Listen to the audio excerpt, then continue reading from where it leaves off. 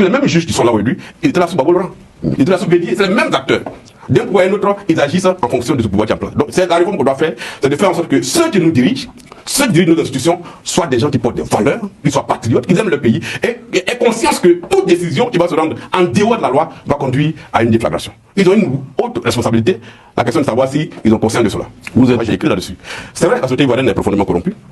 Nos institutions fonctionnent dans un environnement de corruption, mais il y a des Ivoiriens qui sont dans ce pays qui portent des valeurs. Tout dépend de la machine au sommet. C'est la machine au sommet qui irrigue le corps social. Tout à fait. Et donc, ce sont les hommes au sommet qui décident du modèle de société dans lequel nous devons vivre. Si leur conception de la société est celle que nous avons aujourd'hui, évidemment, tout le système est corrompu. Mais s'ils décident d'y mettre fin, automatiquement, ils mettent fin à cela. Et donc, le pays avance. On va vers la fin de l'émission. Peut-être à ma 7e plainte pour menace de mort. La dernière plainte a été portée il y a même pas 3 semaines, pour menace de mort également. Et donc, je suis beaucoup menacé dans mon intégrité. Ma famille est menacée. J'allais dire, par des acteurs connus du pouvoir. Ce sont des individus qui agissent dans l'ombre et qui menacent au quotidien des gens qui portent la voix que je porte. Et donc, effectivement, je suis menacé. Nos tribunaux peuvent attester qu'ils ont entre leurs mains au moins 6 plaintes que j'ai portées, avec des éléments qui permettent d'identifier ceux qui menacent. Mais jusque-là, on n'a pas encore de personnes arrêtées. Et c'est ça qui est un peu inquiétant. J'ai reçu un courrier du ministère de l'Intérieur, il y a quelques jours de cela, qui m'informe qu'ils ne sont pas en mesure d'assurer la protection que j'ai demandée. Je dis toujours que ce pays n'a plus les ressorts moraux pour subir encore une crise politique. Si nous ouvrons cette porte-là à une nouvelle crise politique, ce pays risque de basculer. Parce que non seulement la réconciliation n'a pas été faite, les rancœurs n'ont pas été éteintes, il y a une volonté de vengeance qui est latente dans le peuple de Côte d'Ivoire, parce qu'il y a eu tellement d'injustice, tellement de frustrations, que personne n'a voulu traiter. Mais on sait tous qu'à Abidjan, beaucoup de ceux qui sont dans le transport possèdent des armes. Et qu'aucune volonté n'est mise en place pour pouvoir récupérer ça. Ouais, c'est au cœur du pouvoir, le plateau. C'est le sang des affaires.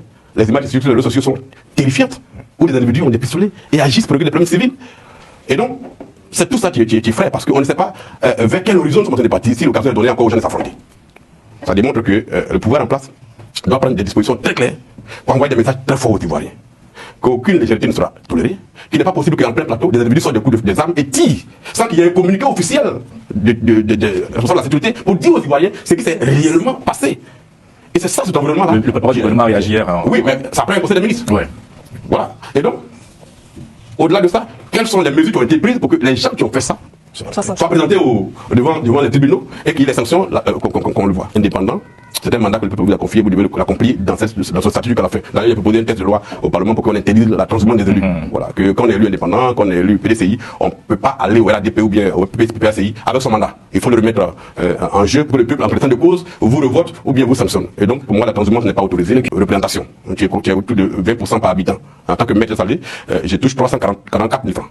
D'accord, c'est très précis. Mais c'est la langue que j'ai jamais utilisée en fait. Ça a toujours été utilisé pour accompagner la population qui a des difficultés sociales dans la commune. Et donc, le cumul de fonctions, c'est quelque chose que je vais faire interdire. D'ailleurs, j'ai fait une proposition de loi pour interdire ça, mais aucun parti politique malheureusement n'a soutenu. Ils sont présidents du conseil, ils sont ministres. Non, je ne suis pas venu dans cet objectif-là. Je suis venu juste pour participer à la structuration de notre coordination en France. Et après, j'ai aussi un déplacement sur. Il y a combien d'adhérents au niveau de l'ADC aujourd'hui? Aujourd'hui, on est autour de 20 000 adhérents. C'est les cartes des membres. C'est un mouvement ou un parti politique? C'est un mouvement, c'est pas un parti politique, c'est un mouvement politique. Donc en France ici, on a une activité le samedi, à partir de laquelle on va structurer la coordination ici, et puis profiter pour échanger avec la diaspora sur place ici. Sinon, si c'est par rapport à des contrôles. Il y a raison que pour se faire élire en Côte d'Ivoire, on n'a pas besoin d'un peuple, on a besoin des réseaux. C'est une dynamique qu'il faut casser. On pas donner l'impression à notre peuple que nos dirigeants ne peuvent compter que sur l'extérieur. Nous pensons que le peuple de Côte d'Ivoire est le vrai maître et que toute conquête du pouvoir que nous avons. C'est vrai qu'on peut avoir des connexions à l'extérieur pour avoir des appuis, pour pouvoir faire des choses, mais je pense que le plus important, c'est de faire les choses à partir du pays. Et de montrer aux Ivoiriens que la première personne sur laquelle on doit compter, c'est le peuple de Côte d'Ivoire. Et qu'on n'a pas à faire allégeance à quelque puissance que ce soit pour diriger son pays. Cette dynamique-là, il faut qu'on la crée et que les gens comprennent que les nouveaux leaders qui vont venir pour diriger l'Afrique et ces pays, on avait des leaders qui ont un brin de coalition à eux, et puis bon, une autre position, une partie de l'opposition avec Mme Gbagbo, M. Thiam et Blé Goudé, ou une autre forme de position. Ce ne sont pas des coalitions idéologiques, ce ne sont pas des coalitions de conquête de pouvoir, ce ne sont pas des coalitions de gouvernance publique, de gouvernance commune. Ce sont des coalitions face à des défis à relever. Sur la CEI, la réforme, sur la question de la révision de la liste électorale, sur les conditions d'organisation d'élections plus ou moins transparentes. C'est là-dessus que les gens s'organisent. Et donc, il y a des questions précises sur lesquelles nous partageons la position de l'opposition. Sur les questions de la RLE, sur les questions de la réforme de la CEI, nous sommes en convergence. Mais nous n'estimons pas que cela nous oblige à nous intégrer matériellement, formellement, dans ces coalitions-là. Voilà notre démarche à nous. Nous pensons que les dynamiques de regroupement en Côte d'Ivoire depuis les années 90 ont été conçues dans un contexte où, très souvent, ils ont abouti à des divisions internes, ils ont abouti à des divisions encore plus graves du peuple de Côte d'Ivoire. Et par conséquent, nous nous méfions de ces coalitions qui arrivent à l'approche des élections. Voilà un peu notre démarche. Mais elles sont Mais d'abord, je ne suis pas un justicier. Je ne suis pas un justicier. Je n'agis que dans le cadre de la loi. Moi, je suis un élu. En tant que maire, j'ai un outil de développement. En tant que maire, j'ai un outil d'amélioration des conditions de vie des populations de ma circonscription. Je travaille dans ce sens-là. Quand je travaille sur les COGES, c'est par rapport à mon territoire que j'ai pris la décision. Après, l'État de Côte d'Ivoire a estimé que c'est une bonne décision et l'a nationalisé. Donc, c'est dans un cadre local. Quand j'agis en tant que député, un député ne représente pas une population locale. Il représente l'ensemble des Ivoiriens. Et par conséquent, c'est un élu national. Et donc, quand j'agis dans l'affaire, comme vous l'avez dit, entre guillemets, Komi Bakari, c'est pour porter ma casquette de député, qui est le porte-voix des populations victimes d'injustice, qui est le porte-voix des populations qui sont, dont les valeurs sont piétinées. C'est ça que je fais. Donc, je n'ai pas une casquette de Zorro pour pouvoir redresser des torts. J'agis dans le cadre de la loi, là où la justice doit intervenir. J'appelle la justice à agir pour que les droits des gens soient redressés. Mais après, vous avez un environnement qui bloque des initiatives, et parfois vous avez l'impression que pour que les choses bougent, il faut que vous ayez la machine en main. C'est un peu ça la dynamique. Quand puis un moment où j'écrivais beaucoup sur la mairie de Thiès-Salé, j'ai dénoncé la gouvernance des élus, j'étais là. Et quand j'ai vu que ça ne bougeait pas, j'ai estimé qu'il était nécessaire que moi-même je vienne récupérer la machine. Et j'ai récupéré la machine. Je pense qu'aujourd'hui, cette ville-là est en plein essor de développement. Vous y pensez alors, la présidence? Mais chaque Ivoirien a le droit de penser. Vous, personnellement, vous y pensez? Mais je suis dans une dynamique politique. On a créé un mouvement politique qui a vocation à conquérir le pouvoir d'État.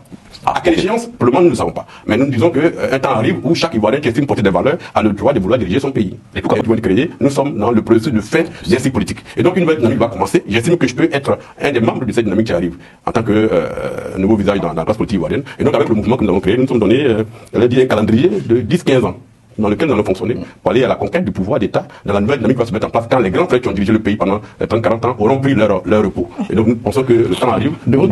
Est-ce que ce ne sont pas... 90, ça a été des alliances qui ont été tissées contre un pouvoir en place. Quand ce pouvoir est tombé, d'autres alliances sont mises en place contre le même pouvoir. Donc les acteurs en question, ils se connaissent. La crise de confiance entre eux est telle qu'il est absolument impossible que ces acteurs-là s'entendent pour aller à une élection transparente et crédible. Et donc dans une telle dynamique aussi mortifère, il faut qu'il y ait de nouvelles voix qui apportent un peu de souffle à la classe politique, enfin au jeu politique en Côte d'Ivoire. Et donc nous, en tant qu'ADCI, nous nous inscrivons dans cette dynamique-là. Nous posons le principe de la confiance. Notre projet, c'est de construire ce qu'on appelle la société de confiance. Dans cette société de confiance, il faut créer la confiance entre les citoyens et les élus. Il y a une crise de confiance très grave. Il y a une sorte de démarcation entre les élus et la population. Le fossé est très grand. Le fossé est très grand. Il s'est creusé d'année en année et il a atteint des sommets. Il faut créer une confiance entre les populations et nos institutions de la République. Aujourd'hui, la défiance est très grande.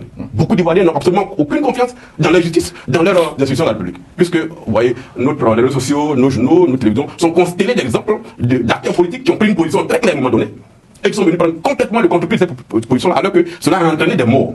Donc, dans une telle dynamique, il faut apporter de nouveaux souffles, il faut apporter un nouveau sang. Donc, nous venons avec le concept de société de confiance, parce qu'aucune nation ne peut se développer s'il n'y a pas ce concept de confiance entre les acteurs et les populations. Et donc, pour le moment, nous n'avons pas les machines en main. Les dynamiques sont très fortes. Où les acteurs au pouvoir mettent tout en œuvre pour conserver le pouvoir. Aller à l'élection qui va nous conduire le lendemain, aller au travail, aller au champ, aller à l'école.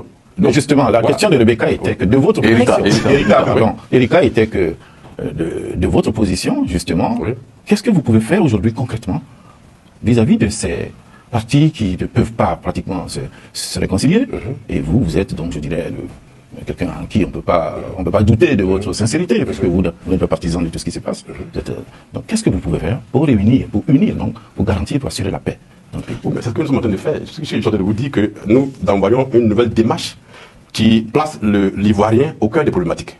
Ça, c'est la perspective. Oui. ADCI. Là, aujourd'hui, là, on a l'élection dans 6 mois. Oui. Qu'est-ce que c'est l'effet? Au lieu de, vous dites que vous n'êtes pas partisan des alliances qui se mettent en place, je comprends. Oui. Au lieu de rester donc en dehors de tout ça, qu'est-ce que vous faites? Quelle est votre implication pour concilier? Mais je ne suis pas en dehors des dynamiques qui se mettent en place. Je dis que, vous voyez, quand je parle, je pose des actes qui accompagnent cela. Quand je dis il faut la réforme de la CEI, je ne fais pas que le dire, j'agis derrière. J'ai introduit à l'Assemblée nationale une proposition de loi qui porte réforme de la Commission électorale indépendante. Cette proposition de loi est encore sur le bureau de la table, le bureau du Parlement. Quand je dis il faut créer la confiance, j'ai traduit cela en proposition de loi. Il y a une proposition de loi qui est encore sur la table du Parlement, qui porte réforme du code électoral. Vous voyez? Et donc, les propos que je tiens en dehors du Parlement sont accompagnés par des actes que je pose derrière ces propos-là.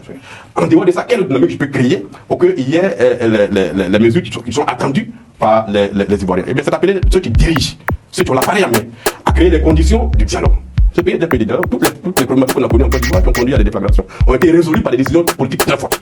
Pourquoi ce qui a été fait hier, pourquoi on avance, ne peut pas se mettre en place aujourd'hui, pourquoi on avance?